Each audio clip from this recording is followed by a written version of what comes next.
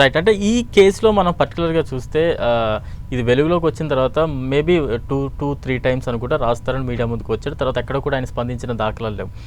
కాకపోతే లావణ్య పోరాటం అయితే కొనసాగుతూనే ఉంది. కాసేపు కావాలంటుంది, కాసేపు వద్దంటుంది, కాసేపు ఇప్పుడు ప్రస్తుతం నడుస్తున్న ఇష్యూ ఏంటంటే ఆయన జైల్లో పెట్టించేంత వరకు నేను వదలను. వాళ్ళ ఫ్యామిలీ నుంచి కూడా నాకు ప్రాణహాని ఉంది అంటూ కూడా చెప్తోంది. ఎందుకు ఇన్ని రకాలుగా ఇన్ని స్టేజెస్‌లో లావణ్య మనస్తత్వం మారుతూ ఉంది? అంటే ఎమోషనల్‌గా డిపెండెన్సీ అవ్వడం వల్ల, లేదంటే ఫైనాన్షియల్‌గా డిపెండెన్సీ అవ్వడం వల్ల అంటూ కూడా కొంత చర్చ జరుగుతుంది. ఏం చెప్తారు మీరు? యాహ్! మేబీ 2 ఉండొచ్చండి, మనకు తెలీదు. ఎస్పెషల్లీ ఏందంటే ఇలాంటి టైంలో మూడ్ స్వింగ్స్ వచ్చేస్తాయి. చాలా మూడ్ స్వింగ్స్ ఉంటాయి. ఎందుకంటే డీప్లీ ఎమోషనల్లీ హర్ట్ అనుకోండి, ఇప్పుడు తనకి సపోర్ట్ గైడెన్స్ కరెక్ట్గా ఇచ్చేవాళ్ళు లేరు, తనకి ఎటువైపు సొల్యూషన్స్ వెళ్ళాలో తెలియదు. సో మూడ్ స్వింగ్ ఒకసారి స్టేబుల్గా ఉండొచ్చు, ఒకసారి చాలా పెయిన్కి గురవ్వచ్చు. పెయిన్లో ఉన్నప్పుడు ఒకలాగా మాట్లాడతారు, పెయిన్ లేనప్పుడు ఒకలాగా మాట్లాడతారు. కొద్దిసేపటికి ఇట్స్ ఓకే అడ్జస్ట్ అవ్వచ్చు అనిపిస్తుంది, కొద్దిసేపటికి లేదు అంతు చూద్దామని అనిపిస్తుంది. అలాంటి మూడ్ స్వింగ్స్ ఉంటాయి. ఓకే, సో అలాంటి మూడ్ స్వింగ్ ఇప్పుడు రాజ్ తరుణ్ వచ్చి మాట్లాడడం లేదంటే మేబీ ఎవరికైనా గైడెన్స్ ఉండొచ్చు. ఇప్పుడు ఎమోషనల్గా స్టేబుల్ లేదు, ప్రాబ్లంలో ఉన్నప్పుడు మీడియా ముందుకెళ్ళే ప్రతి మాట వాల్యుబుల్ అండి.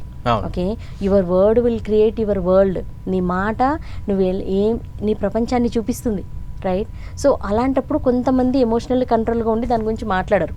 సో ఈ అమ్మాయికి ఎమోషనల్లీ తను డిస్టర్బ్ అయింది, మూడ్ స్వింగ్స్ కూడా ఉండొచ్చు.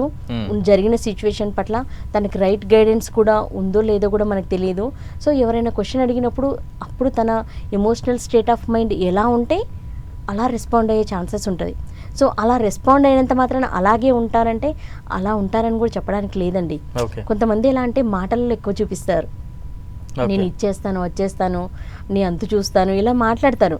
బట్ ఇన్ ద రియాలిటీ వాళ్ళు అలా చెయ్యరు. కానీ వాళ్ళు అంత డిస్టర్బ్ అయ్యానని చూపించడం.